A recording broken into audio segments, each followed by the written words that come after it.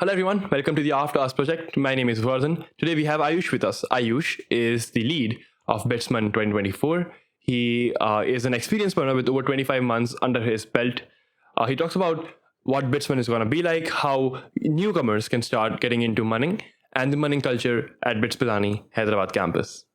I hope you enjoyed this episode. I had a lot of fun. Here is Ayush. I have Ayush Jain with me. He is leading BITSMAN this year. And we're going to be talking a lot about his college life and how BITSMAN runs, how you go about all the processes. There's a lot of things that I want to discuss. Actually, I did not tell you yet, but I used to do munning myself. I've been to around 7 months. And this just stopped after school. But yeah, it's nice to see that the culture is still here and it's going on. 7 for this college is quite a lot. So, 7 for this college. Yeah, so obviously I have done around 20-25 MUNs. 20-25 MUNs. Also because I am from Delhi. So Yeah. Delhi is the epicenter of the MUN, society or the MUN culture in the city, right? So in every weekend in Delhi, there is a different MUN that is happening. And because of that, sometimes there are multiple MUNs that are happening in Delhi the same weekend. It's a weekend thing generally, right? Because of that, you get a lot of opportunities to actually do MUNs. And I feel especially because of that, especially when I was 14, 15, it helped me bring out me out of my shell, which is very, very necessary for me. Yeah. So yeah, that is what 7 for this college is very nice. If you actually come to the society, come to my juniors, my peers, a lot of them don't have that much experience, obviously because we're in a STEM college, we're in an engineering college, so we generally don't tend towards that. But I feel like diversity in what you like, diversity in what our interests and what we're good at is also very, very essential in colleges like this, because obviously we are a STEM college. However, a lot of people are going into non-STEM careers afterwards. So consulting, product management, finance, all of those things. Those require not money, but public speaking experiences as well as confidence, as well as actually understanding what the other person is saying, right? For that, MUN, especially for me, helped me pull me out of that shell. That was very, very good for me. Yeah. So when I came to college, I was like, okay, let me be a part of this. And I really enjoyed, again, my PORs on 21 batch people, 20 batch people were like, you were decent. You could do this. I was like, they never said I'm good. They're like, fine. All right. And then you're like, okay, I'll start from here. Yeah. So again, my society was in shambles, obviously, like any other society in college. Once we came to campus, 2020, right? Yeah, 2022. Right? So online, so nothing happened. BITSMAN 21 was online, so it was a very mellowed down affair. Yeah. Right? So restarting the whole thing was very, very essential. There's a 21 batch bhaiya called Nayan Saraogi. He was the Secretary General before me. Yeah. He basically put lifted up from ashes and got it to its place where it was. And now I feel the responsibility on my shoulders to actually at least reach the same level that he had BITSMAN 23. Correct. Yes. Oh, amazing. Okay, anyways. Yeah, but you have water there, by the way, and I forgot to give you your Maggie. 1 second. So, this is cheese oregano. I'll just keep it and I'll open it and give it to you. Aram. It's really not necessary. Oh, you want to have it later? Yeah, I'm sure you went to the gym, so Yes. you want to take some time. Cool. I'll just open it later then. Alright. I'll keep the napkins on top. Just let me know whenever you want it. Good. So, you want to talk about what BITSMAN is like? Just generally, just give us a background of BITSMAN. All right. So BITSMAN is a society. It's a society in college. BITS and MUN, Model United Nations. Yeah. What we do essentially is host our own conference, which is going to happen on the 8th, 9th and 10th of November, BITSMAN 24. Yeah. One thing is we do that. It's our own conference. It is the biggest college MUN in Hyderabad, in Telangana, and we are second, third biggest in the entire South India. So we do have an ample amount of participation. So last year we had more than 500 delegates come to our conference. People from Jammu, people even from outside the country came to our conference. So that is one thing that we do. The other thing that we do is basically promote debate culture, promote MUN culture, international relations culture inside campus. We have been attending MUNs in different cities. So we generally try to keep a silent culture in the campus, but we do attend conferences quite regularly. We went to Bangalore earlier this year for a conference. We generally go to Hyderabad. We go to Hyderabad for conferences. So two things which we go to different colleges to participate like any other club and have our own event. The main thing that we're focusing on right now is having our own event because it's literally right on the corner. Right around the corner. Yeah. So that is about BITSMAN. Yeah.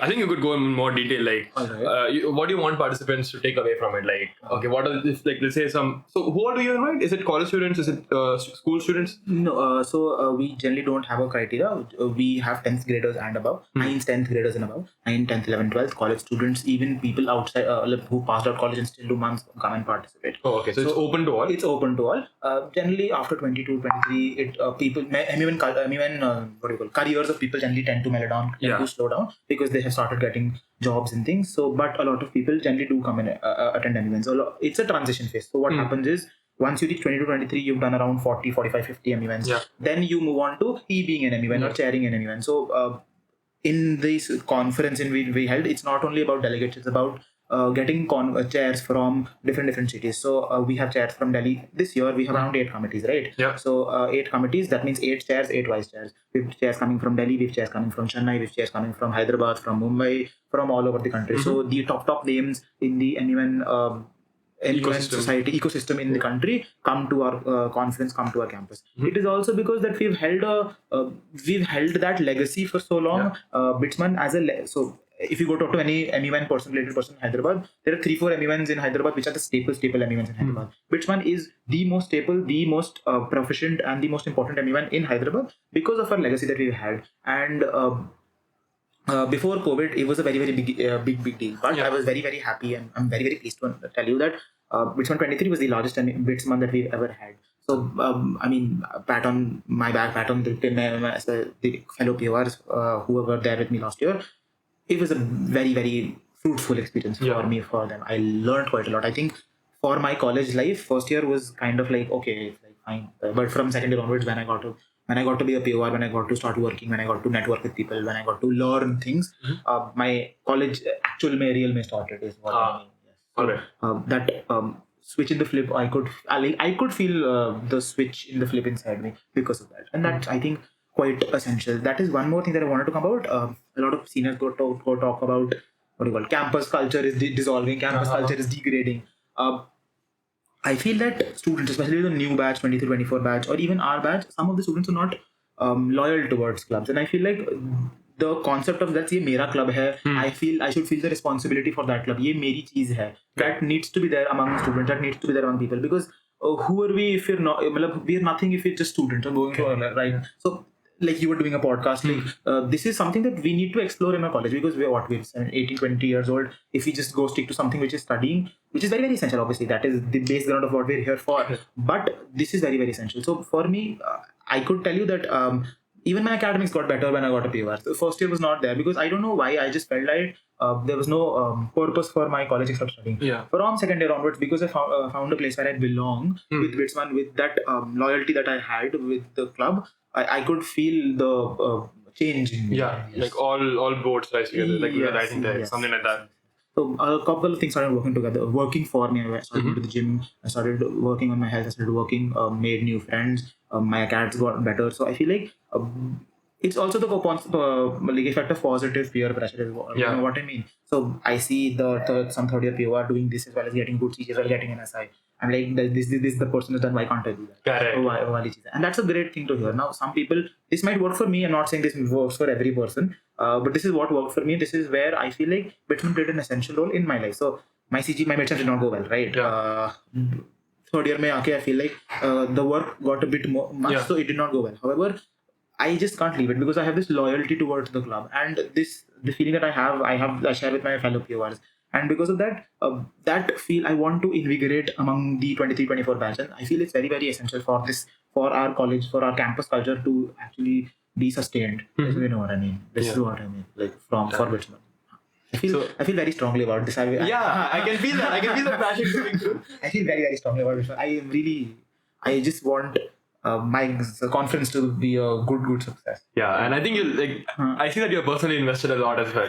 Like it seems like even last year you were dedicated and you were. So I was the Deputy Secretary General last year. I'm Secretary General this year. So I feel like I mean this might be too much. Like this might be too much dedication, and people shouldn't have that. But I do quite like it. I do quite enjoy it. So that's all, man. Like if you like it and you enjoy it, look, what's more than that? Yes. So I'll get on to a few more things later on to Betsman, but like, can we just quickly go over your college life? What was first year like, second year like? All right. How do you go about those things? So I have always been quite an introverted person, right? So in spite of me doing MUNs in school, I there used to always be a switch in me. So I was very shant, mellow child when I was sitting there in class, and when I used to go to on stage, I could feel myself. Okay, I am going on stage. I'm going to look in somebody's eyes and go orate that person. So I was before Manor, I was a debater. So I used to go debate. So I was in army school. So Army Public School Noida was my school. There are a thing called regionals, zone fests for army schools in the country, in the zone of right. So my teacher, I had a very good social studies teacher in school. So she pushed me, "Karo, karo, ye kaam karo." I was like, "ठीक है, चलो, let me do this." So I felt myself coming alive when I went on that stage and started public speaking. Correct. That was good for me. Then JE came. So JE particularly was not that good for me. I mean, obviously, it's not. It's a horrible. It's a horrible time. So especially because of COVID, I think I suffered even more because not a lot of people know this. There's a thing called Delhi Quota. Yeah. So I was studying in Noida. I left my school in 10th grade. Went to a school in Delhi because of a college called Delhi Technological University, which gives 85% quota to Delhi students. 85% quota to Delhi students. So NSUT, DTU, IIIT Delhi gives 85% quota. So I was in 10th grade. I go out of my school, go to a completely new school, and the school closes. So for 1.5 2 years, I have nothing, and then my mom takes my phone away. She's like, "You go study J." She takes my phone away. So I was like, "I have no friends. What is happening?" And society, I had a couple of friends, and then falling out with a couple of friends. I was quite a bit, not in a very good mental space. Yeah. So coming into college, I was like, I want to have an improvement in my mental space. I'm into college. But first year did not turn out for me that well. I didn't do fair well in CATS first year as well. So I felt like it was not improving. So I don't remember. I think I blocked a lot first year from my mind because I do made a couple of friends which are very, very good friends of mine, which are people I hold very dear and near and dear to my heart in first year. But apart from that, first year, I don't know why. Also, the flip in subjects was also quite a big change for me. So how to adapt and how to study for college and how to study for JE or school is a bit different, right? Correct. So I am a person who tends to take a bit time to adapt into new situations, to adapt into new curriculums. So first semester went in that. Second semester I started coming on my own little bit, but it was a gradual process. Second year onwards, it was much better. I think I started getting more into it. Finding my own swing is the right word, right? Oh, perfect. So I started getting into it. I got into bit. I was into bit in Bitman first year, but I got to PO. I started working towards it. Started meeting new people, doing networking. So what happened for me is in 2-1, I actually surprisingly enjoyed the subject I was studying well. Yeah. Coming from triple person, that is very rare to be. So started enjoying the subject that I was studying. So that is also a very good plus that I found a very good plus point for me. Yeah. So enjoying subjects that I was studying, working hard in a club, being at a good place with friends. I reconnected with a lot of friends back home as well. So because of that, I was in a better space. College life, for me, if I could actually I was always thought I have this creative space where my life is a trilogy, right? Trilogy. So for me, second year of my college is like the starting of the second book of my trilogy. What I feel. Hey, do you read Lord of the Rings or something? So I'm a very big Harry Potter Percy Jackson. Okay, I was a very big Harry Potter Percy Jackson fan. Yeah. So I'm a very big mystic, fantasy reader. So because of that, I feel that. So second year I started coming to my own, had a good college experience. I mean, I don't know. I feel it's a decent enough college. I mean, it's not the best, obviously. Nothing is the best. But I quite started to become like a second home for me, which is quite nice. I mean, it's very. I was not expecting that for me. Correct. Yeah. Well, I mean, it seems like you found your footing back in college again. See, what I've seen is a lot of after talk to a lot of people in college, I see all the pain and all the missed opportunities of 11th and 12th. People are solving those in a college. How you reconnected with your old friends, you made new friends here. You came into your own with your CADs and stuff like that. I've seen that a lot, and I think it's really, really nice. I think a lot of people had a very, very poor time in 11th and 12th, and it's a rough time. And I think first year goes off in just healing those wounds and finding a place and adjusting to it. And I think I understand. I mean, you have to move again, right? After 11th and 12th, again moving to a new place and doing all of that. That sounds like a rough, transition.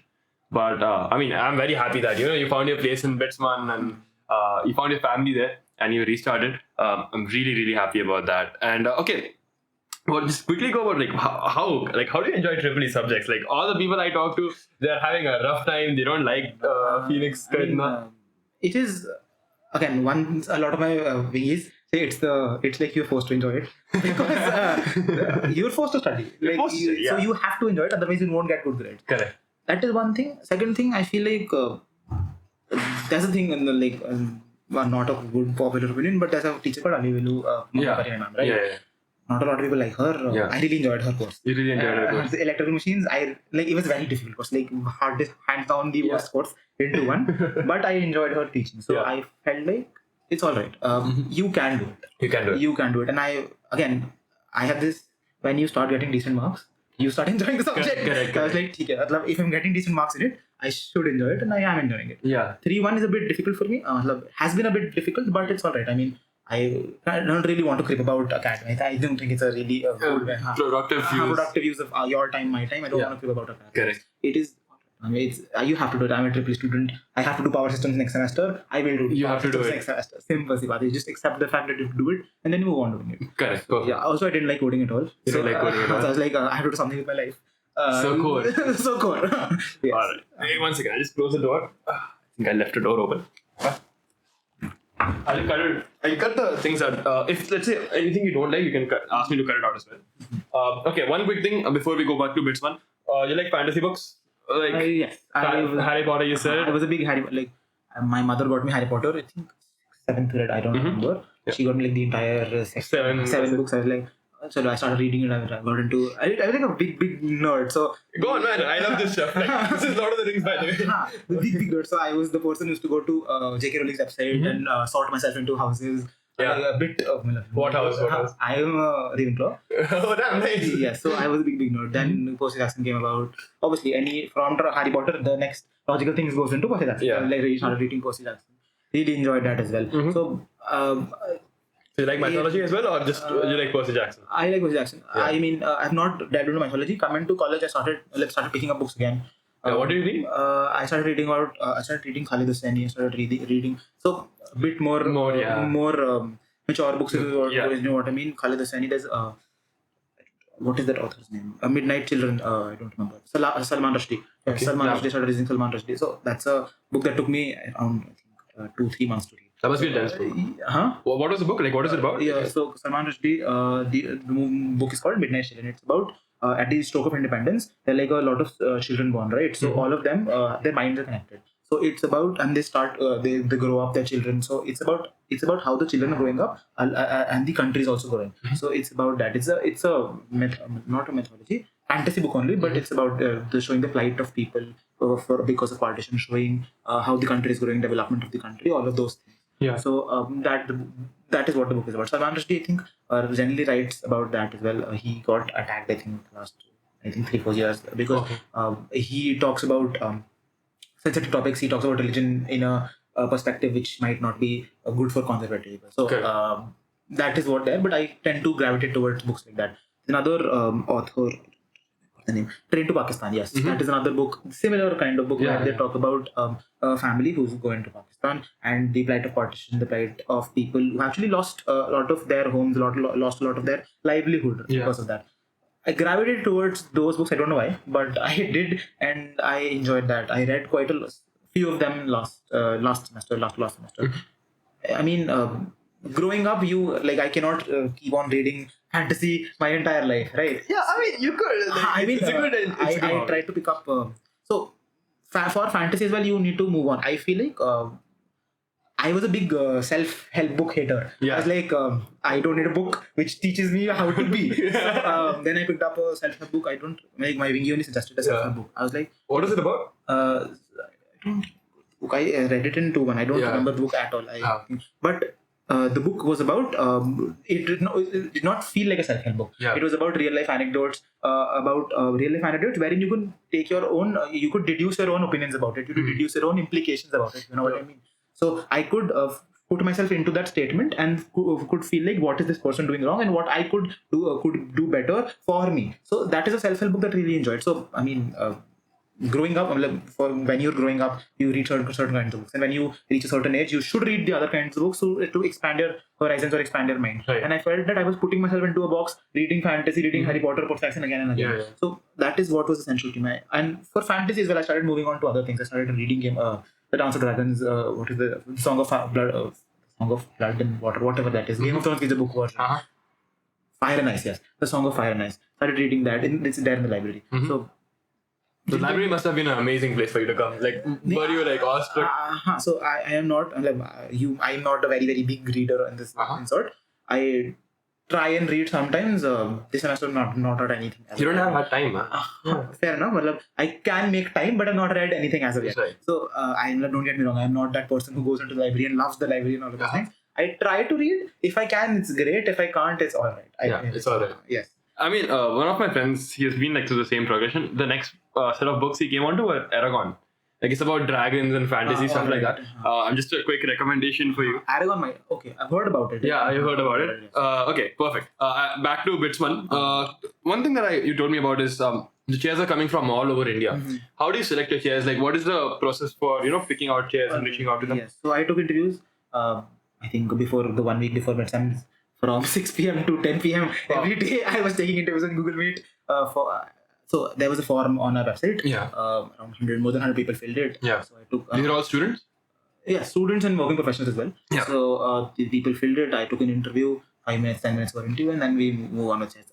Moreover, I have been active in the MUN community for 5-6 years. Yeah, if you've done 25, you must be like... So 5-6 years. I started in 8th grade. So I know people. I know people who've done like 150, 200 MUNs. Probably, yeah. So I call them and like, I have a conference coming up. Please, like, so my parents from Delhi. I have gotten to know a few people from Mumbai, from Hyderabad. So I feel like that can also be helpful. So networking is what I told you, right? So that is essential for me. Networking to people who've done months in their life. So that thing is 150 MUNs is a lot. I know. 150, 200 is crazy amount.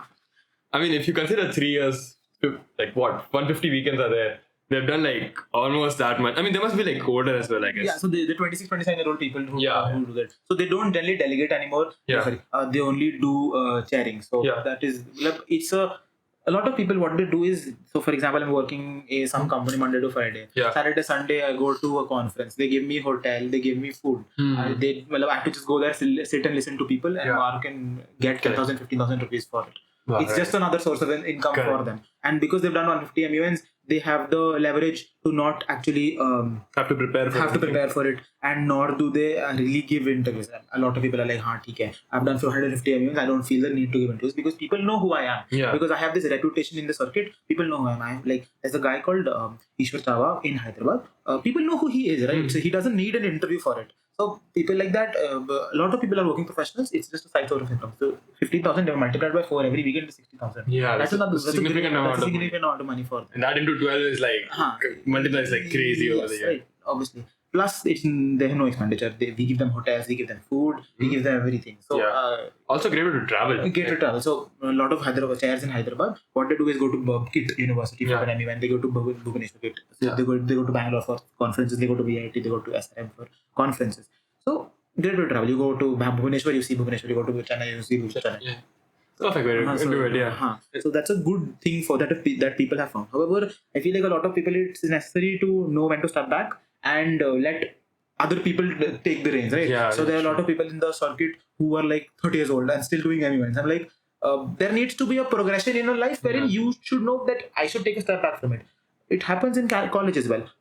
So a lot of people, students in 4th year, don't really know how to let it go. Yeah. Yes. So let people go. No, I'm not pointing toward my club. I love my seniors. A lot of clubs are there wherein they're like still very, very involved in the. So how will the third year learn if you don't let them learn? Is my entire point. So you need to let it go. Concept. I think natural progression needs to be there. Yeah, that's true, man. Like, but I understand what their plight is. But as because they want their thing to be secure and good, but like you have to let it go so that they learn and then they can pass it forward. So my mom used to say, "Jab tak galti nahi karoge, to bada hoga." Yeah, exactly.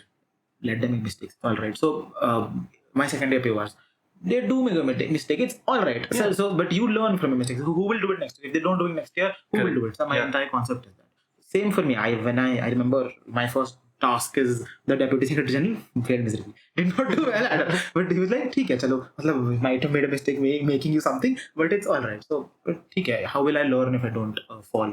Correct. Yeah. And like you said, you talked a lot about like legacy of Bitsman. How old is it? Like this is the 13th edition. 13? Yes. Oh, it's been going on since what? 2011, 12. Yes. Wow. Okay, 13th is like it's quite mature now. Yes.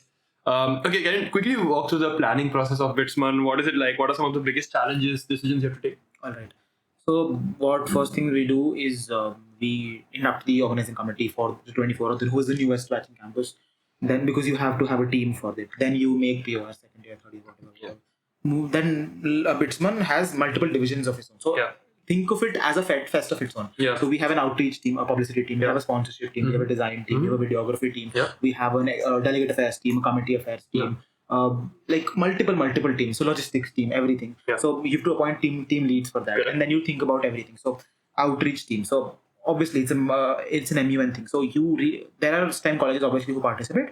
But the most law colleges, IR colleges, generally those colleges participate now. So you start making data sheets for them, you start making databases for them.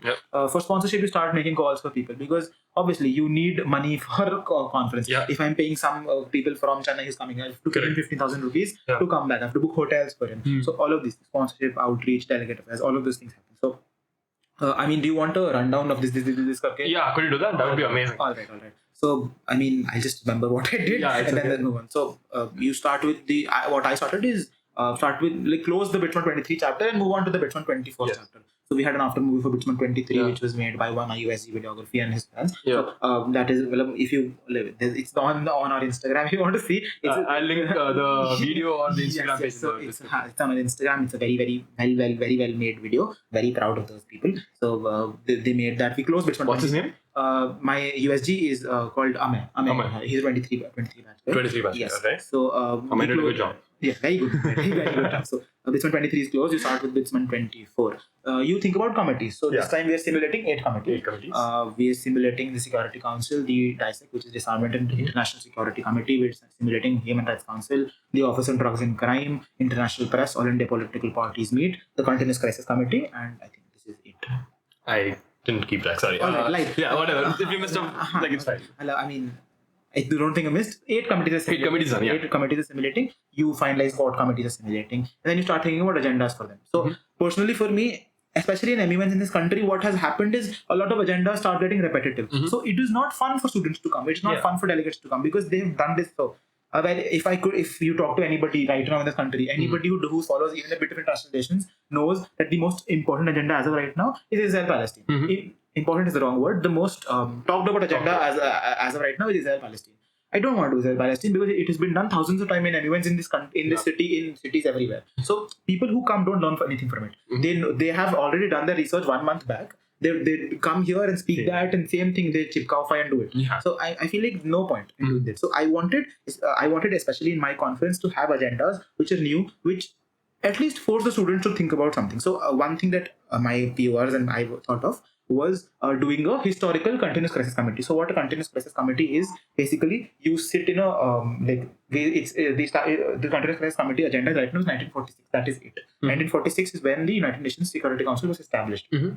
So imagine you were a delegate who's in 1946. So 1946 we're not at an independence yet. We're British India. Okay. So British India, you're sitting in the sort of UN, whatever that is. You're sort of sitting in the UN. Now you're asking for independence. So you're asking for independence in the United Nations. Similarly to us, there is Philippines. So Philippines is under Spanish colonization. So they're asking for independence there. There is a lot of African nations, colonies who are asking for freedom from their colonizers. So the agenda is just 1946.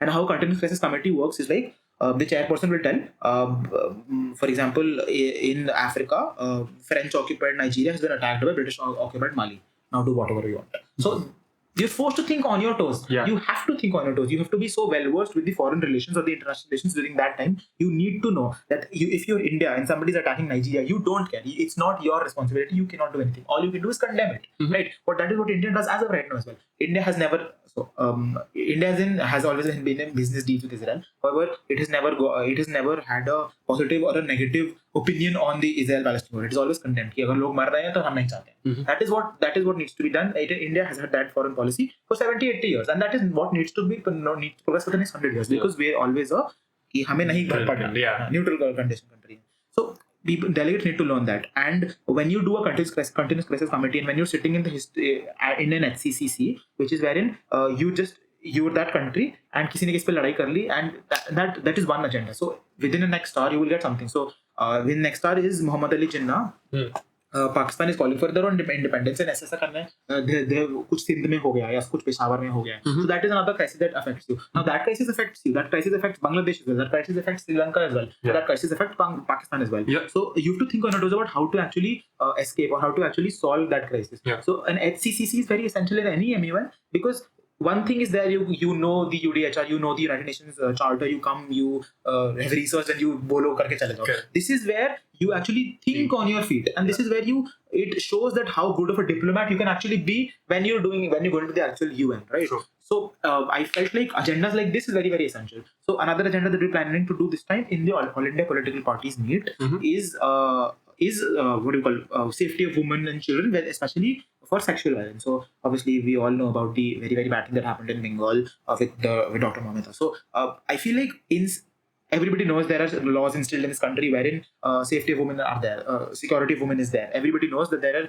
severe laws for that. And I come from a place wherein 10 to 15 years back, we had a lot of protests. We had a lot of bad things that happened, right? So there is there, but obviously there is need for some change. There is need to discuss that particular law. There needs to be bills which act upon that law to improve the situation better. And how do you do that? At a grassroots level, at a basic level for students is an MUN. I feel like I know a lot of people talk about MUNs where like this pompous brats coming in talking about decisions that can never be implemented. That is the case 95% of the time. Yeah. I will agree to the fact in 95% of MUNs you just have very, very pompous people coming and talking about decisions which can never be implemented, which are of no use. So waste of 3 days. I felt like in my conference, especially for me, I don't want to have that. I want actual decisions, actual implementable decisions wherein you can solve issues. So obviously none of us are lawmakers or anything like that, but we're at the grassroots level of the society. If you think about a decision, if you don't know, a person who's sitting in my MUN side beside me can become a lawyer in the future, can become a member of parliament in the future. You never know. If that person, if you bring that person to the thought process that safety of women or implementing a law that betters the safety of women is very, very essential, that can have a positive impact 10 years later. So, I mean, this is all very far-fetched. You don't know the repercussions. I don't know the repercussions. The repercussion might be nothing. The repercussion is I'm just a guy who's sitting here and just talking about this and nothing is happening. But I feel like even if I have 1% chance wherein I can actually create something or actually contribute to something which improves the condition of this country or improves the lives of people, I would be very happy. So I feel like agendas for me was a very, very big, very, very important things. I took a lot of time with my co-peers, with my juniors, thinking about agendas, thinking about taking recommendations about what we need to do and how to actually have a exciting experience for the people who are coming in. So they don't get bored. So very, very basic agenda in all India political parties meet has always been UCC.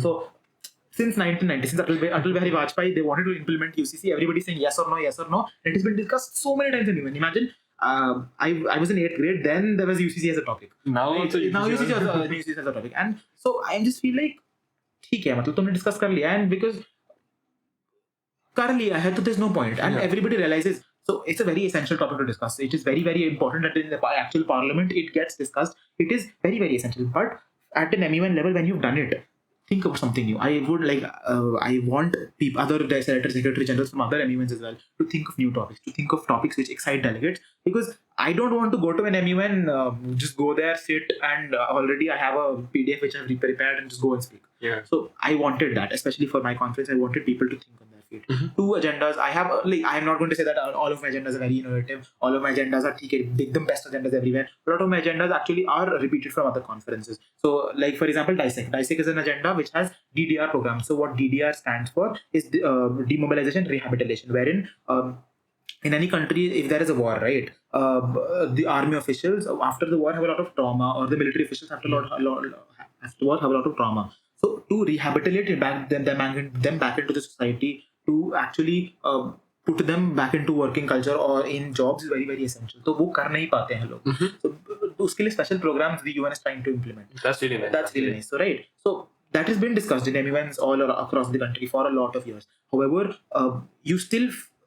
we still failing to actually see positive influences of DDR programs. We're still failing to see DDR programs implemented in such a way wherein the people are benefiting. So obviously people are benefiting, but the benefit to that extent which we can achieve is not there. So it's been done, it's already happening as well, but you need to discuss it. Why? Because it is not done to the extent that we want. Similar to safety now, it is there, but it can be better. So why don't we talk about it? So you think about agendas, you think about committees, एक sort हो गया. Then I start taking interviews with executive board members. Executive board हो गया. मतलब I took like a week लगता है. Executive board members sort हो गया. Then I open the round. So again, I missed a couple of things. Before opening the round 1 delegate forms, I have to sort out accommodation. So generally, I give accommodations outside campus. There's a hotel called Samgreen Resorts, right? I give accommodation there. You have to go talk to that person. कि मुझे इतने room चाहिए. What price? You have to go negotiate with them. I can't ask for like 10,000 rupees from people to actually go and come and participate. So you think of price money, you think of how your budget is forming, you think of these things. Then you also designing is very important. So the most important thing is outreach, is our Instagram page. So my USG design also made a lot of it. She's been making Instagram posts I think every day for me with the team of juniors. Who's that current? My USG design is Farah, 23 batch.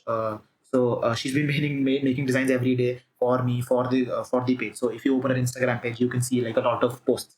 That is very essential because an organic way to outreach, organic way to publicize is Instagram. So very very happy to say that we're all actually, I think, the most followed club on campus. That's insane. I think we are. I'm not. How many followers you have? I think we have more than 3,500. 3,500. Yes. Yeah. I might be wrong. I think we are the most. That's all right. That's good. I don't want any people to comment that he said he's the most. I think we are, but so that's a very organizing. Organic way of publicity is very essential. So that is there. So all of those things happen. You let the world know what your committees are. Let the world know what your agendas are. You let the world know this is where you'll be staying. This is the dates of the conference. This is the all the logistics for them. And then you open the form. When you open the form, the most important things arises, because if you don't get delegates, you won't have a conference. Nothing is going to happen. I have USG outreaches. So 2 people, 223 batch people, Arav, Harshvardhan, Krishna, Rohan. So both of them I've like make a database, call people, start doing things. Very, very important. The most important thing I feel like, if nobody comes to the conference, there's no point at the conference. However good agenda I have, nobody cares. Correct. Okay? So that is very essential. You do that. That went on for a week, 10 days, 24 batches. How's it turn out? We currently have more than 350 participants registered. So still a month out, Yes, so we currently are on round 2 registrations. It's live on our website. What's the website? Bitsman. www.bitsman.co.in. So we currently live. The round 2 registrations are live on our website. So I mean, we have 350 as of right now as a number, which I'm pretty good at. So we had 500 last year. We're looking forward for 400-ish plus this year. I would be happy with. I'm like, it's alright. So more things. Hyderabad this year on the same date has 2 more conferences. Oh, okay. So even if we touch the 400 mark, I'll be pretty happy with that. I am fine with 400. So 350 we've already reached. I would be happy with more. Very, very glad with more. But they've done a good job. So 350 also takes a lot of effort. So 350 people outside people for a thing in campus is very, very important. Very, very essential. Especially because the campus is such a secluded area, right? So getting people here is very important, and that is where the legacy comes into play. Because we have 13 conferences, people reach out to me, people reach out to us wherein like we want to participate. How do I participate is my entire concept. So outreach we've done, then we start talking about publicity. I have publicity he leads, which is Abhinav Chinta and Akshat Kumar. So both of them actually 23 batch. All my leads are 23 batch. Myself, my director general and treasurer are 22 batch people. I have a deputy secretary general and a secretary, which are 23 batch people. All right. So the 5 of us make the office. Then the rest of them are team leads. Correct. Right. So both of them started pitching colleges companies and things. We stand a bit weak in sponsorship department, but it's alright. I mean, it's there. It's difficult. Sponsorship, I think, if you talk to anybody in campus, it's a very delicate thing. It's a very difficult thing to actually get into. That's right. We stand a bit weak. We'll try and something do about it. But as of right now, it's going on. It's going on. I mean, I think once you get the delegate numbers, it will also help because you can be like 350 people are coming and all that. Does that help? I mean, we banged on 350, 400 people easily. Yeah. We knew we would reach that mark. All right, yeah. So we pitched 400 something people already. Yeah. So I don't know. I mean, I have full confidence in them. They will be able to pull it off. Yeah. We'll do it. I mean, I have confidence. I can feel it. So I have confidence. So doing that, that is again not a elementary thing. You have to do that the entire month. So we started at a month ago. Wow. They're still doing it as of right now. Mm-hmm. So that goes on. So I have other leads as well. I have logistics leads. Obviously, logistics has no work as of right now. But on the day of the conference is the actual work of logistics. But that guy, his name is Shivraj, helps us in outreach. I have committee affairs people. I have delegate affairs people. All of those people help us in other things because their time will come, but it's not as of right now. Yeah. So I have like 15, 16 people under USDs who help me doing these things. So that is about how we go. What's the size of the team? Like roughly? I think 20 people. 20 people. 20 people. Yeah, that's insane. Plus my 24 batch people. Just 24 batch. Yeah, 24 batches. How many? Like how many people? We inducted. I don't remember the actual day ago. Is it above 50 or below? Yeah, above 50, but I think 25 to 30 of them work. Yeah. I mean, it's there for every club. That's true. Campus. That's true. So I am if I have 30 dedicated people, I'm more than happy with it. Perfect. Yeah. 30 is a lot of a good number. If they work for me, if they're dedicated for the club, if they're loyal to the club, I don't have a problem. Yeah. But the issue is that dedication is my point. And I think it's too early to tell for them. Yeah. We will, by the time the conference comes, we will actually get to know. So I was working last year as well. I got to know about who is PR. You think in the PR material concept? Mm-hmm. Yeah. So who is PR material, who is not, who is worthy is the wrong word, who is loyal and who is जो काम कर सकता है, who's going to do a good job, वाली चीज तुम्हें conference के दिन ही पता चलती है. Yeah. So वो मुझे लगता है कि once we reach the 24 conference dates, we will get to know about how the students actually, how the 24 batch actually is. Because I think you talk to any POR in any club in campus, everybody starts screaming about 24 batch. I'm like, ठीक है, so it is there. So put yourself into their shoes as well. Na? They come to a city which they've never known. They see 1,000 clubs happening in campus and they want to divert everything. They want to do everywhere. So, okay, but they need to stick to something and do good at that. Is what I feel. Yeah. Yes. All right. And what is like? I don't know how much you can discuss the money situation, but like generally, what is the budget and like how much do you need? To run the conference. You don't want to take live? Yes. Correct. Cool. What are IR colleges? International Relations colleges. So there are colleges for that? Yes. So there's a BA International Relations. Oh, really? Yes. So I was not aware of this. I wanted to be International Relations. Oh, Mom was like, "Beta kar lo, job nahi lagegi." I was like, I'm very thankful for her, but she's like, job nahi lagegi, unemployed. But so there's BA International Relations. So Christ offers International Relations. So Christ is a great thing wherein every department of Christ is an MUN. So Christ has a Doc MUN, Christ has an IR MUN, the SLCU, School of Law in Christ University, has their own MUN. So there are international relations colleges. So that is interesting. So, right.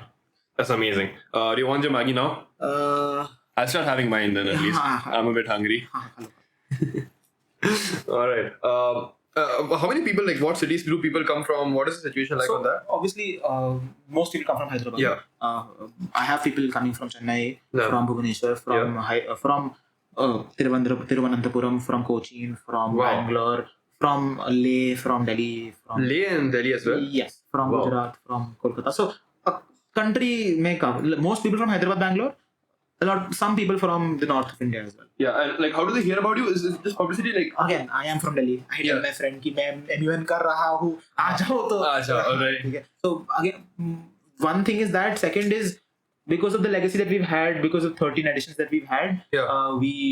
Schools and all know about it. Us. Yeah, alright. Also, bits the name helps. Yeah, the name does help. What are some highlights this year? Like, is it talked about the historical continuous classes committee? Yes. That's a highlight. What else? Like, is there some like notable person coming up? Yeah, so I cannot really disclose about the chief guest as of right now. Alright. But we do have good people coming for chief guest. Who came last year? Last year we had the vice consul of the UN, the US consulate in Hyderabad. So her name is Madam Ruth Phillips. So she came. She gave a very deep address about the need for international relations, the need for people to actually think about think about something which is not about themselves, think about other people, think about laws, think about relations, wherein you can create, like, I know it sounds a bit far-fetched, but you can create a change in the society. You know what I mean? So she talked about that. So she came last year. With the year before that, we had Major General Gaurav Arya come talk about the need for people to be invested in MUNs. That. So Do you have a team for this as well? Like, yes, guest relations head. I have a guest relations head as well. All right. So, okay. That must be like... And do they readily agree, or is it like difficult to get people to come and... I mean, in any club, when you work in first year, you hope to become a POR in second year, right? Yeah. So people do that, and especially in Bitsman, I am not. If you work in first year, only then I will make you a POR in second year. It is open for everybody. So you must have seen on Shoutbox when the form comes out, the USG form comes out. It's called Under Secretary General. The USG forms come out. It is open for everybody, irrespective of whether you're part of Bitsman or not. So a lot of my USGs were not there in first year. Oh, really? Yes. Oh, yeah. That's But because I feel that they can do a good job and that they've been doing a good job, I took them in. So for example, my USG guest relations was not there in Bitsman in the first year. But he's done a good job. He's had a good guest for us who is almost confirmed. That is why I'm not. That's why I can't tell you the name. But yes. That's really good, man. Like, I'm really happy about that. And one more thing I wanted to ask is, okay, how is it different from other colleges? Like, the MUN and our college? Alright. So what happens? Because it's not a typical, Munning college. I don't know. Yes. Yeah. So what happens in a lot of law or international relations colleges where they have a lot of administration support, if you know what I mean. I understand. We have I have an FIC. He's very good, but Who's your FIC? My FIC is Santosh Mahapatar. Oh, Santosh. Yeah, he's really nice. So he's really nice, right? So he's very helpful, but he will help you if you tell him to help you. Yeah. My point. Obviously, he has better things to do. I would never say he should be involved in this because obviously he's a professor, he's a doctor, he's a PhD guy. He has so many better things rather than this, right? So they have in monetary or in financial sense, they have support from the college. Yeah. We don't have that. We entirely rely on ourselves, our FIC for that, right? So that is one very, very major difference between our conference and others. Second, I feel like the money culture in campus is quite less. Again, we're a STEM college. We're not MUN college or an IR or law college. It is supposed to be less because the people are not interested in it. Otherwise, but I would like it to be more. But it is not there. I mean, I used to come when I first came to college. I would ask people if they had done MUNs and all. They'd be like, nothing, and I was like, oh, what? Like, I thought people used to do it, but like, I don't think it's that common in our college. Like, you think a lot of people do it. Like, how many people do you guess out of our entire like batch strength? It is not that good in our batch. 23-24 batch is quite a lot. So I think because of MUNs have come, people like to say fashion, right? So MUNs have come in fashion lately. Oh, really? As of lately, right? So every school has started their own MUN. So when your own school has started a MUN, you generally participate. It's easier to participate. So I was the Secretary General for my school's first ever MUN. Really? I started my own school's MUN. Damn. So yes. So I was working with that. I feel like when you do it in school, it gets a bit easier because it's your home ground. People have started doing that, especially in cities, in Bangalore, in Delhi, in Hyderabad, in Chennai, and all of those cities. Almost every school has a MUN these days. So people won't be very invested in MUNs. They won't have an experience of 25 or 30. They will have an experience of 3 or 4. But that is good enough for this college. Yeah, 3 and 4. I think for an engineering college, that makes sense. I mean, how has Bitsman been like has it shaped you a lot, or like? I mean, you couldn't tell about a bit about how passionate I am. I can see that, man. I can see that. Yes, so I am a bit passionate about it. My mom does not like that. She will get affected, but I mean, okay.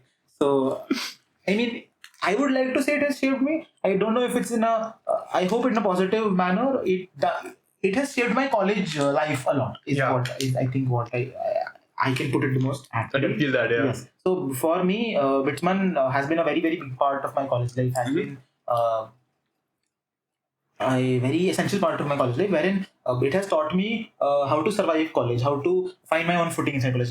Starting part of we talked about that, right? So it has taught me a lot of things. Soft skills, conversation skills, networking skills with people, which is very, very important in a college like this, which they don't teach. So those things come from any part.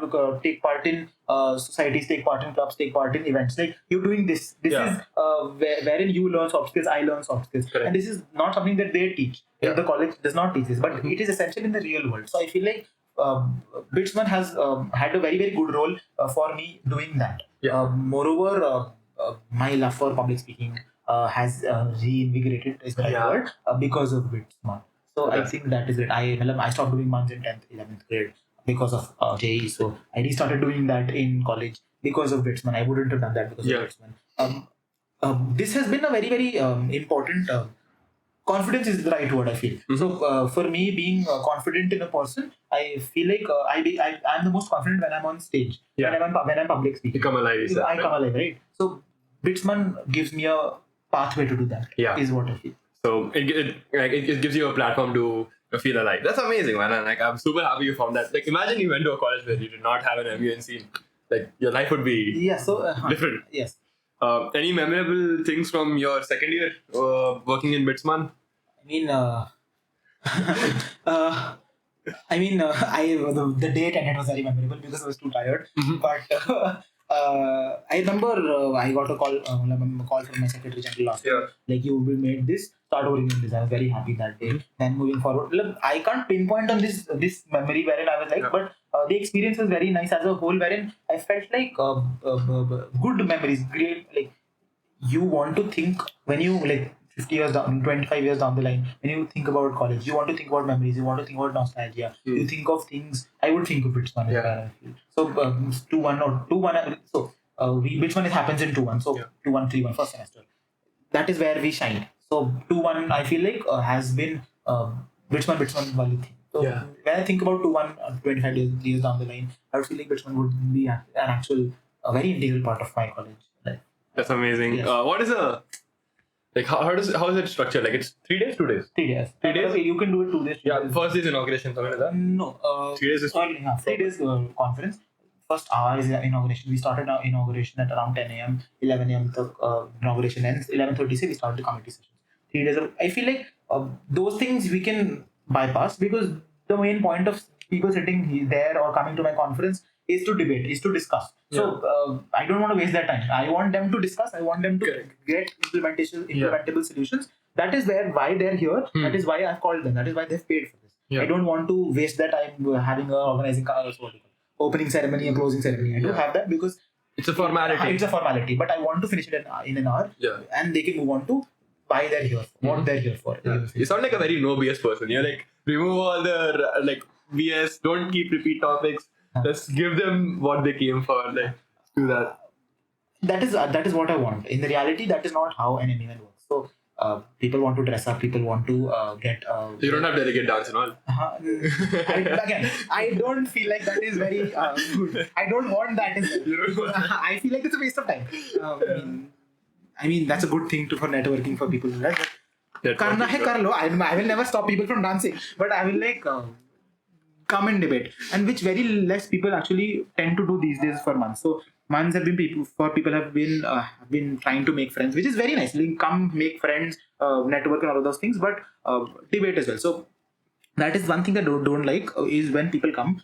You are paying 2,500 rupees of your own money or your mother's father's money, and come and don't speak for 3 days. Yeah, you don't want that. I don't want that. So that is one thing I tell any executive board that I have coming from outside. I tell them, if a person, there's a thing called recognition sheet so in MUNs, wherein you have to write which delegate has been recognized how many times to speak. And I get that every day at the end of the day. So if I see a delegate who has not said anything the first day, I tell them the executive board, you have to make them speak the second day, because why should their 220, whatever money they're giving me, go to waste? That's my point. So it should not go to waste. For their sake. I know stage fright and you're young, it might not be there, but you need to come out of that. You paid this amount of money for this only. So I don't want to use the word force, but they should be speaking. I remember my first MUN. This date I regret doing this. My first MUN. I was in 8th grade. I went to an MUN. I was in dissect, right? A very shy child, introverted child. Did not speak anything for the entire 2 days of the conference. My mom gave me you wasted my 15 minutes. I'm like, this is not good, right? So she's like, I will not let you do MUNs in the future. I was like, thankful she let me do it. But I'm like, and she has a fair point. So 1,500 rupees you've given for something, go at least take some advantage of it, learn something from it. Correct. So speak is my entire point. So when you have delegate dances or something like that, you have to wrap it up by 5 p.m. and then you have to have delegate dances. So one thing is logistics again.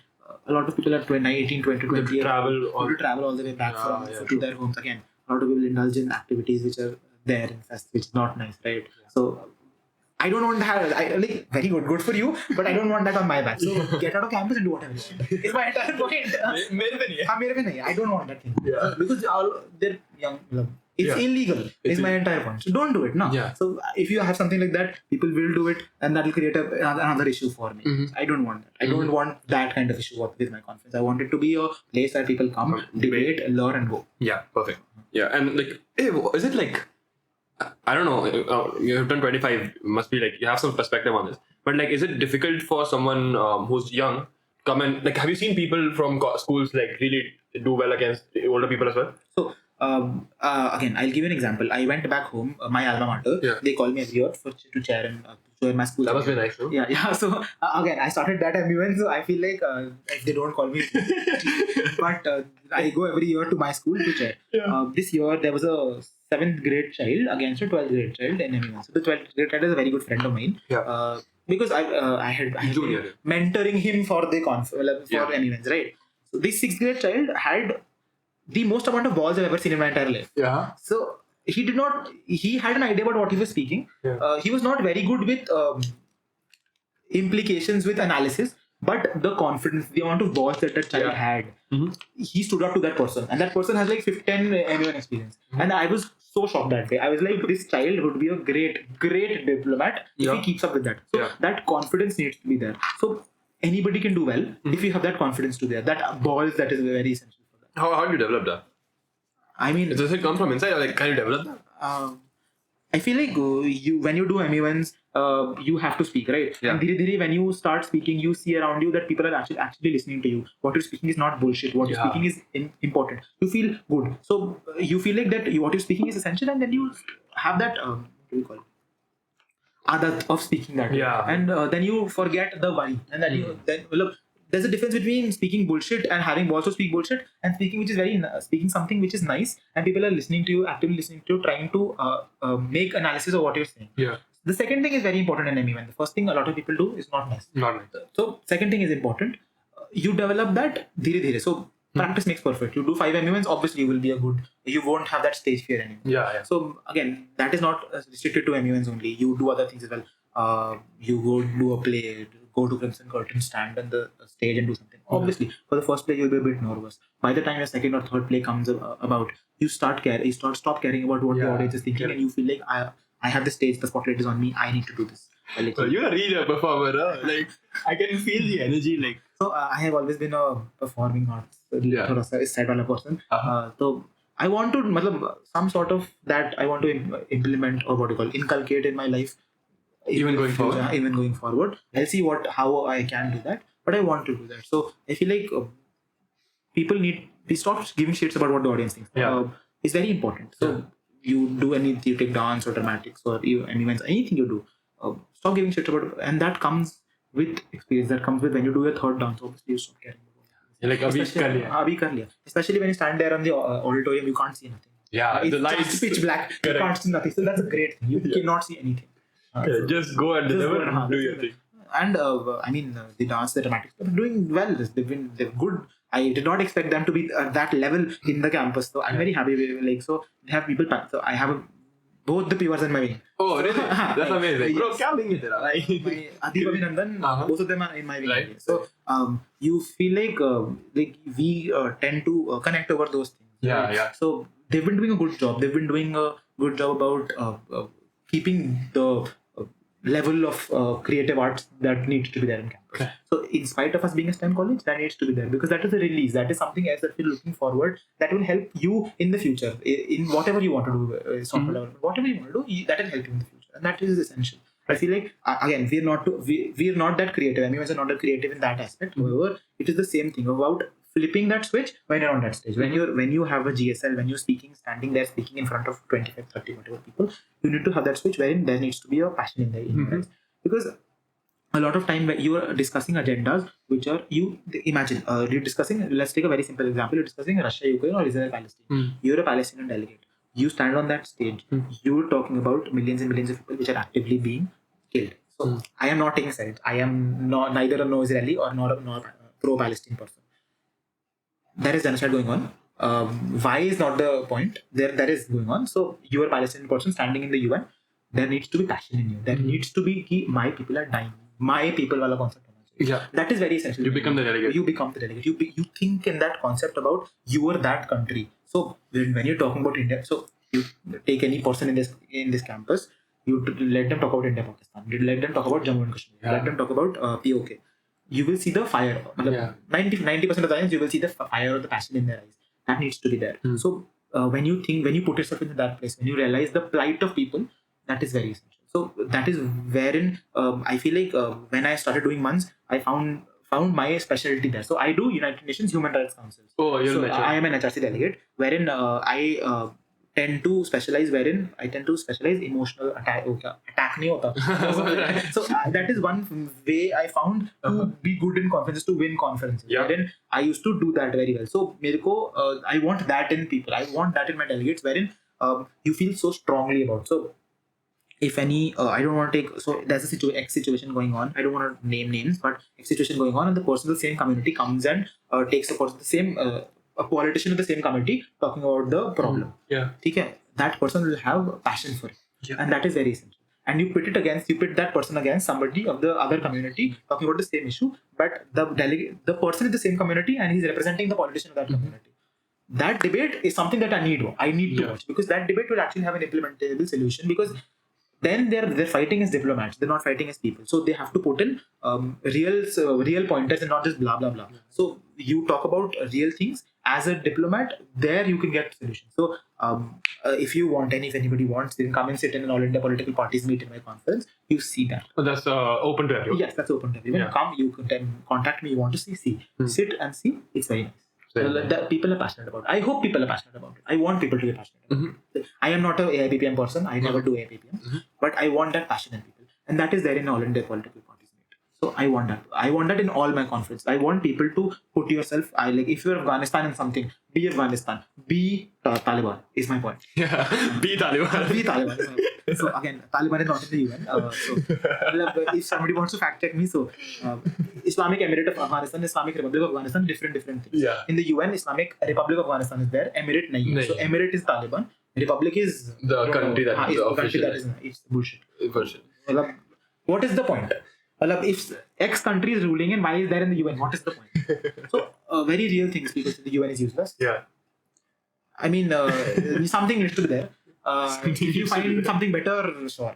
Come up with it. Fair. One second, I just keep checking if the recording is still going on. I just have a few last few pointers. Wait, one second. I just turn a little bit towards you.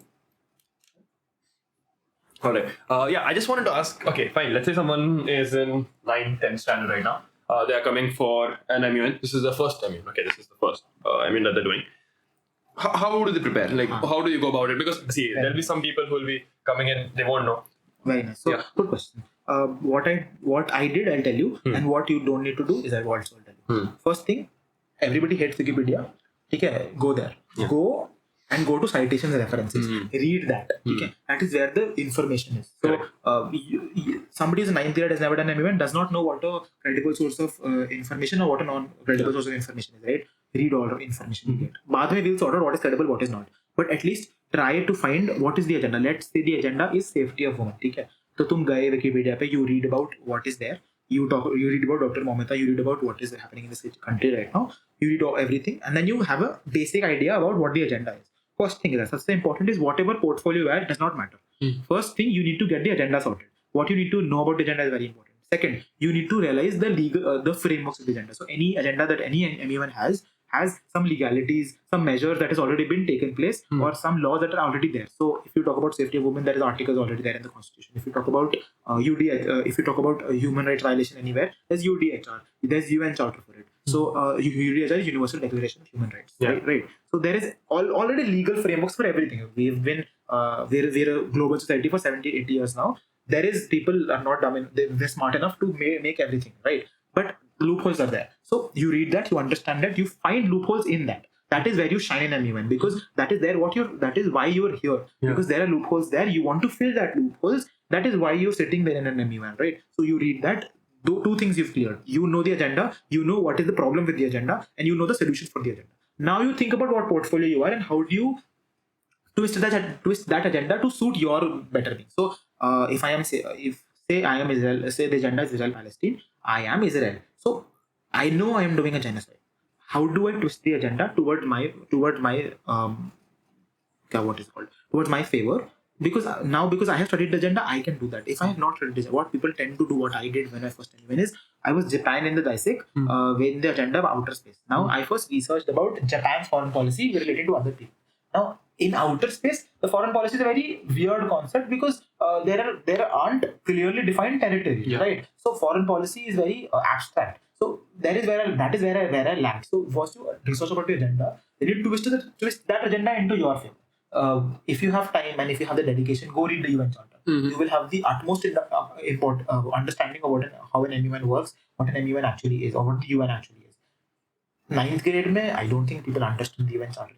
It's a bit much, right? I wouldn't recommend. If you can, very good. If you can't, it's all right. So read that. So if you want credible sources of information, Al Jazeera was a credible source of information. There's the BBC, which is Okay. Oh, all right. But there's obviously UN has a lot of websites which you can go to. Any draft resolution. So the UN, whenever it creates a solution, it publishes the draft resolution, right? The Security Council, the GA publishes the draft resolution. Read that, find loopholes in that, get measures, what they have implemented and what they're planning to implement with that. So those are the things which you can research about.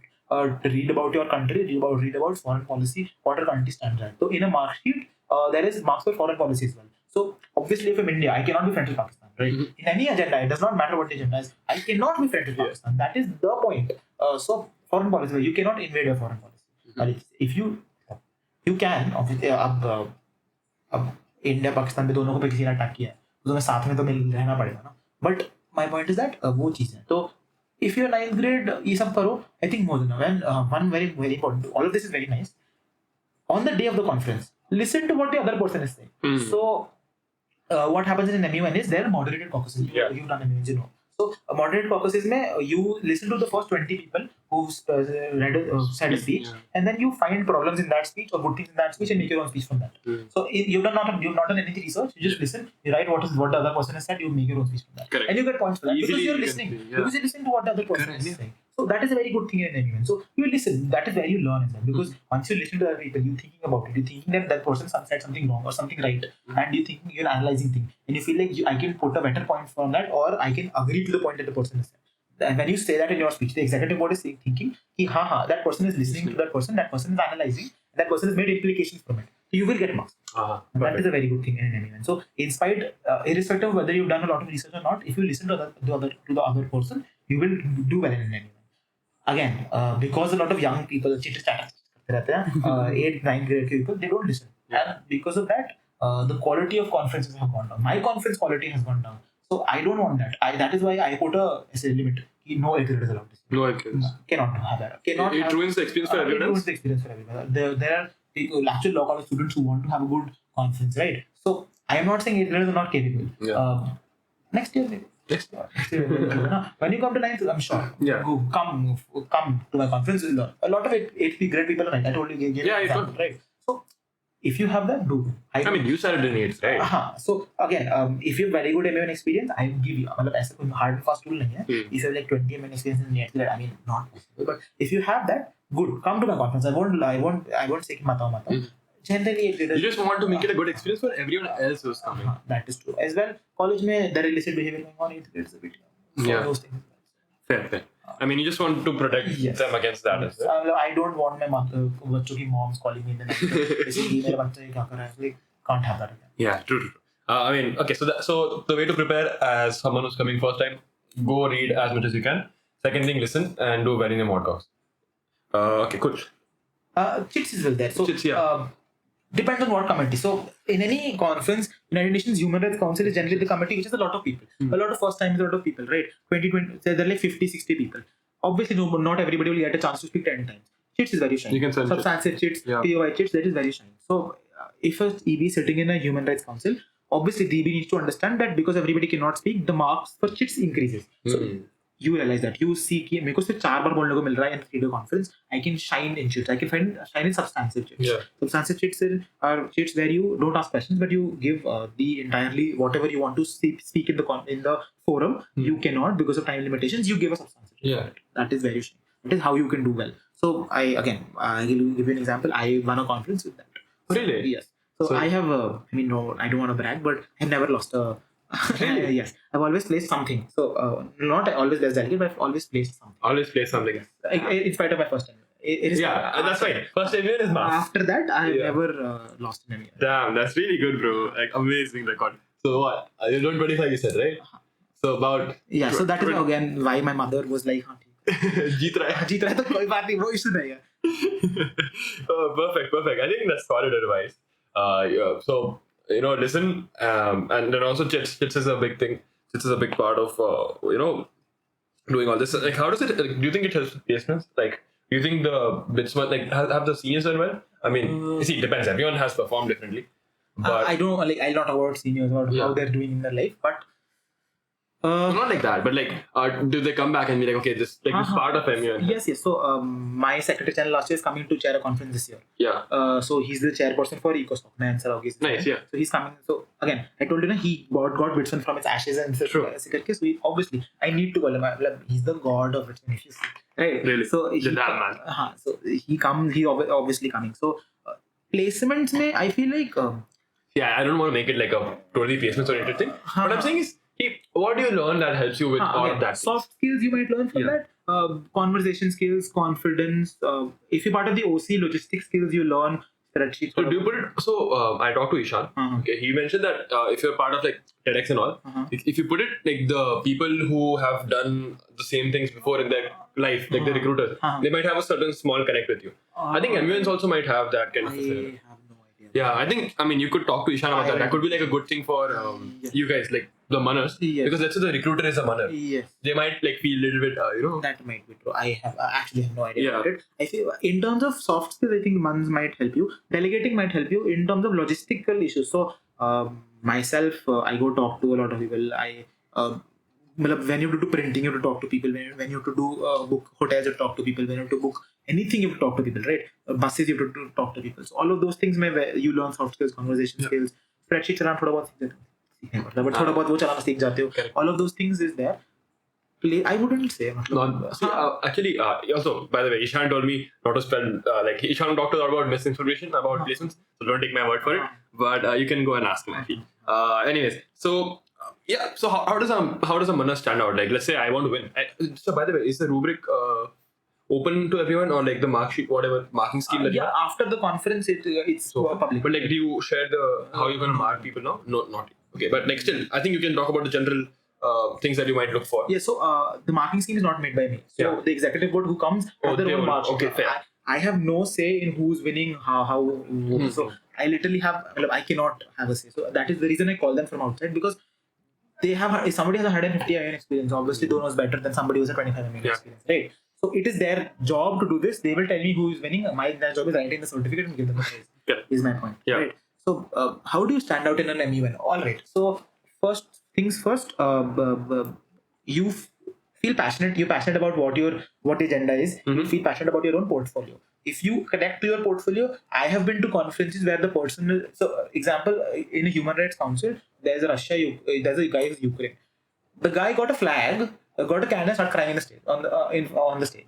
Yeah. So I mean that's acting. I understand. That's acting, that's but great. that is showing passion, right? Yeah. And that is points. So you in marksheet में कोई help नहीं आएगी. But when he's lobbying about his draft resolution, when he's lobbying about what solution he wants to implement in the committee, people gravitate towards him. I gravitated towards him because of that. So that kind of things, creative thinking is where you might stand out. Things wherein you can lobby well. You can connect with people wherein in an MUN, the draft resolution is the final thing, right? So your draft resolution needs to be passed. The solution that you implement, that you write, needs to be passed. For that, you need a certain amount of votes, simple majority in the conference, in the committee to pass, right? If 50 plus 1 people don't vote for your draft resolution, it will fail. I think 2/3 of that. 2/3 people if hota hai to they I think 2/3. I don't. Do some committees have half, like 50% as well?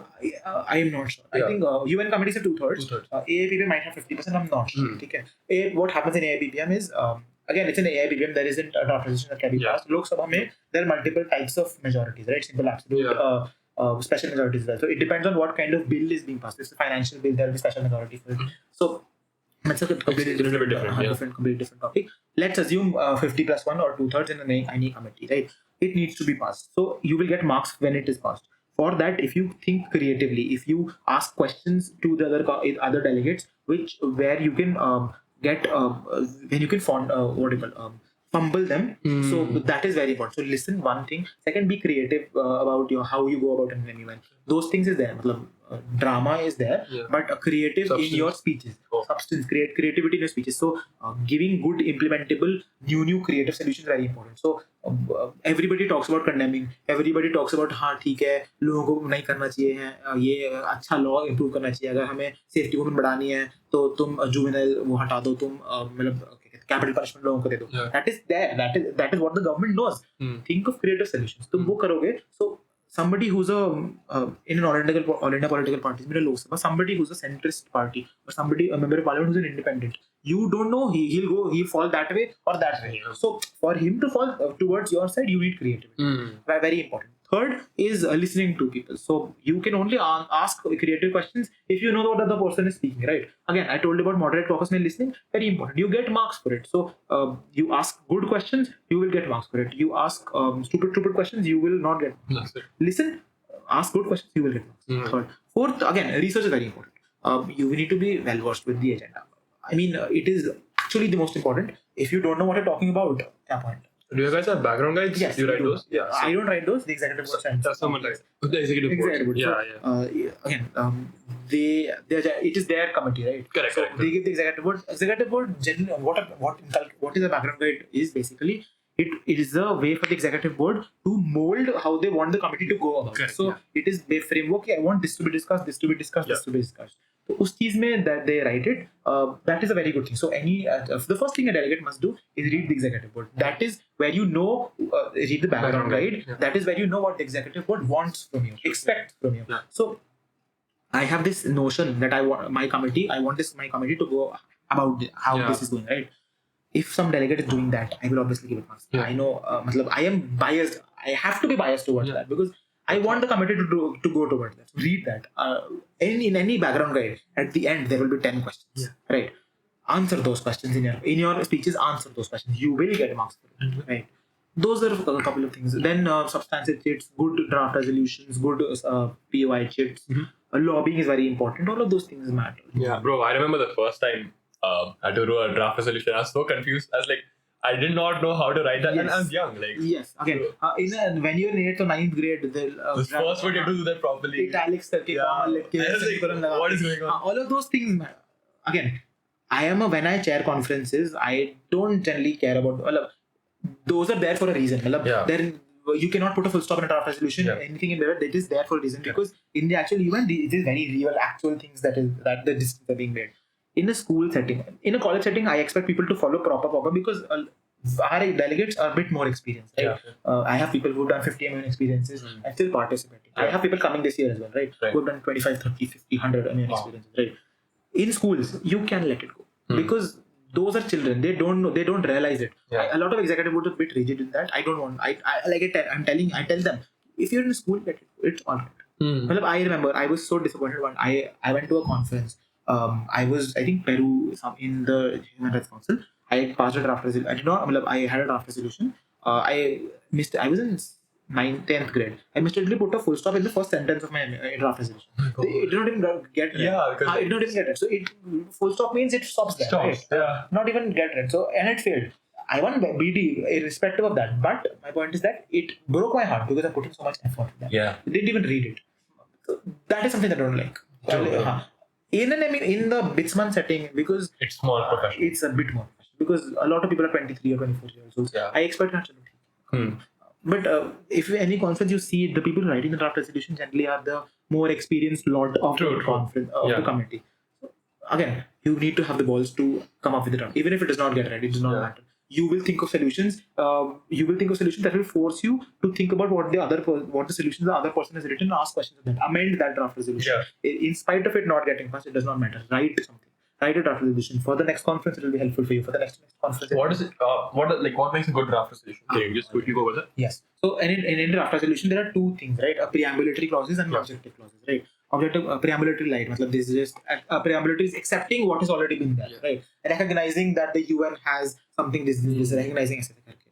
So that is the preambulatory clauses. Objective clauses is wherein the real solution. So first it needs to be to the point. So I don't want you to ramble about कि अगर मुझे DDR programs का implementation करनी है, I don't want to ramble about कि हमें क्यों करनी चाहिए. I don't give a shit. That's accepted. हाँ, that's accepted. There 3 days में हम लोग बैठे हैं. We have discussed कि क्यों करनी चाहिए.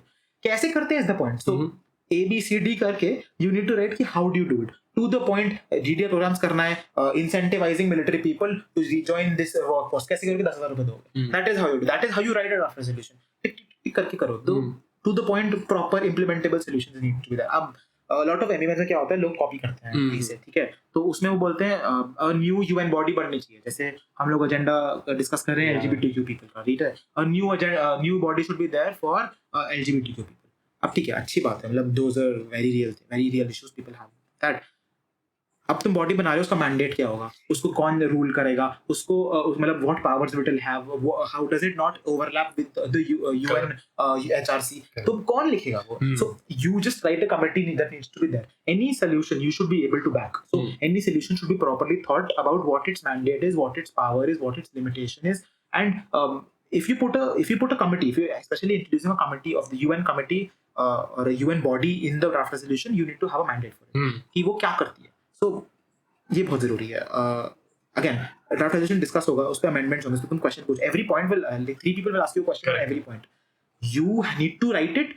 Only then you can defend it. वाली चीज़ है. If you copy it from somewhere else, तुम्हें पता ही नहीं होगा क्या लिखा है, तुम कैसे defend करोगे उस चीज़ को. Simple सा point. So you need to write it. You need to defend it. So you don't need to write draft resolutions with 25 objective clauses. Do not write draft resolution with 7 objective clauses, but 7 implementable, defendable solutions. That is where people should be substance in the does not matter. कि तुम 25 लिखो does not care. Even the executive does not care. Correct. कि 7 implementable, even if you get 1 implementable solution in a comment, that's a good thing. मतलब 1 भी बहुत होता. That is not there happening in MUNs as of right now. True. Yeah. So that makes a good draft resolution. Yeah, I mean, I think for new people, the people who have been there, I mean, you'll understand. Most of you surround around their laptops. 2-3 people will be writing. It's kind of like that. But yeah, I think it's a good. Like I remember when my first one, like these 2-3 bhaias were writing. We all were just standing around them and they were doing something. I didn't participate much because I didn't understand how the whole process was. And then second, I was like, okay, I have seen this before. I can do this. So again, especially in committees like United Nations Human Rights Council, where a lot of people are first timers, it is the responsibility of the executive board to teach you how to write a draft resolution. I remember there's a guy in Delhi called Hitesh Bakshi. Okay, he's done like I don't know how many 400 MUNs. पता नहीं कितने. I remember when my first MUN, he was the chairperson. Oh, really? The entire first day we didn't discuss anything. He only taught us ROPs. He taught us why every ROP is there, and he taught us how to implement that ROP in when you are doing an MUN, right? So because of that, I till this date I remember every ROP very, very clearly. So what are ROPs for people who don't know? Rules of procedure. So in an MUN, how to write a draft resolution, he taught me in such a way कि why are there preambulatory clauses, why are there objective clauses, how to write an objective clause वाली चीज़ है. And that is why I was able to write an objective draft resolution from my second MUN onwards. Right. So when the executive board teaches you that, and that is the responsibility of the executive board, you don't feel as intimidated, is my point. So I tell Human Rights Council, I know I don't have a lot of first timers in my conference, but whoever is a first timer generally gets put into a United Nations Human Rights Council. If it's a Human Rights Council, I will tell the executive board, first day, at least half the committee time, you will explain our case, because I want them to learn. I don't care. Their time is getting wasted, your time is getting wasted. I'm paying you X amount for it. You need to explain the rules of procedure. They might not like my conference. From next conference onwards, it will be beneficial for them. Correct. They might hate me, I don't care. It will be beneficial for them in the long run. You can participate a lot more if you can do like draft resolutions and do all of the. You become from the next MN become more a part of the community. You can lobby people. You can start your own thing. It's amazing, man. Okay, yeah. Like last thing, I just want to see like where is BITSMAN going this year, next year, all right, the year after that. All right. So. I feel like we're at a good place. ठीक है अभी तो I mean Basement 23 was a very very good success. Yeah. I want Basement 24 to be an equally good success or even a better success. I wanted to one thing that I saw last year that was a bit lacking was the quality of delegates. We had 500 delegates, which is very nice, which is very very nice. But the quality of debate was very good, but not up to what we can expect from bits. Yeah. From Bitsman. I wanted to be better this year. I wanted to be even better next year. So I don't mind reducing the. I told you I'm aiming for 400 this time. Yeah. Because of that, I'm not letting a lot of first timers participate. Why? Because of this, I want the quality to be very very good. Yeah. Okay. So quality of debate I want to improve. Apart from that, दो तीन चीजें there's a they think of UNIC orientation, the information center for Indian Bhutan होता है. It recognizes MUNs. It used to recognize us पहले. After COVID कुछ तो हुआ है and I don't think they're responding to us. I don't know why. Those things मतलब वो stamp होता है वो hallmarks है. I want that there. Legacy तो हमारी चलती है. I don't want that legacy to get tainted. I think that is where we stand. I feel like in campus Bitsman is not really well known in the sense कि people it is there. ठीक है. I mean I told you with one of the most followed clubs on campus. But all are followers from outside. Campus में थोड़ा MUN culture बढ़ जाएगा तो I would like that. Yeah. I would appreciate that. Do people from campus also participate? Yes. Do you have good participation from campus? Okay. 15-20 people. 15, 20. Oh, that's like, okay, that's about what I expected, but like, I'm a little bit disappointed. I don't know why. So, I don't. Okay. First year में बच्चा आया, he wants to enjoy. Yeah, so they want to enjoy. Correct. Right? They don't want to part. They want to waste. Not waste. They want to spend 8 hours a day sitting in a conference. Right? I think that is the reason. For the campus, what we're trying to do, and hopefully we'll do this next semester, is have an intra-month. Oh, that's really nice. Yes. Have you done that before? I don't remember. This is the first. Basement 23 में तो नहीं हुआ था, 22 में भी नहीं हुआ था. You might Before be COVID restarting अगर it. होता होगा तो Yeah. I am not sure. But what we're trying to do, will do most probably, is having an intraman. Intraman also would give us opportunities to be a bit more what do you call laid back in. So Bitsman, when it's an external thing, it's a very formal actual committees. And we can have an intraman. We can do Harry Potter months. Yeah. We can do IPL auction things. We can. I had this great idea about doing Chota Bheem months. That is something that attracts people, right? And so something that of that sort, I think would help the MUN culture inside campus. Mm-hmm. But this semester, we're a bit busy with the actual Bitsman. Next semester, we're thinking of doing that. We might do that. Yeah. I mean, I hope we do that. If my viewers have the time, we will do it. I mean, you could do something technical. Like I did IAEA once. Oh, all right. Yeah, that was fun. Like because it's like engineering plus Manka. So that sort of things. Yeah, I really enjoyed that one. Like that was one of my. I think I did it twice actually. Like I did 2 years, Nice. 2 times. That's a good idea. So we can do IAEA. I was thinking a bit more on the Fun side. fun side. We can do that as well. So people who want, I remember Fin Week क्या होता है वो? The from finance. Okay. Finance something like that. If we're sitting in that ECOSOC or WTO Yeah. or something that along with that we can push and say, do an Correct. even there's a committee there, Mm-hmm. right? That's something that we can do. I was thinking ki, these are a couple of things we can do to improve the Iman culture inside campus. So what I planned this year is after Bitsman and I will take bi-weekly sessions of my delegation team. So I have a team. Bitsman Society has a team, a delegation team which goes to different conferences. Right. So every bi-weekly I'll take a training session for them. That's amazing. Man. So wherein I wanted to do is just give them an agenda, give them half an hour, they give them portfolios, prepare and we'll discuss. Perfect. So I mean that's a non-formal setting, informal setting, and just we'll discuss, and I think that would help in improvement of the culture, right? So I have a couple of things. That's really nice, man. Like Intraman and then this also. I'm really like happy. Couple things I've planned for next semester as well. I hope we do that. We'll see. It depends on the again everything has budget issues. Yeah. Everything has money in it. Right? Yeah. It depends on how much profit we make. If we make a profit, so those things I've been planning for Bitsman for the next semester. Perfect. Chalo, thank you so much for coming. Thanks. I'll wrap this up. Oh man, this was amazing. Bro, I haven't talked about MUNs in like I don't know how long.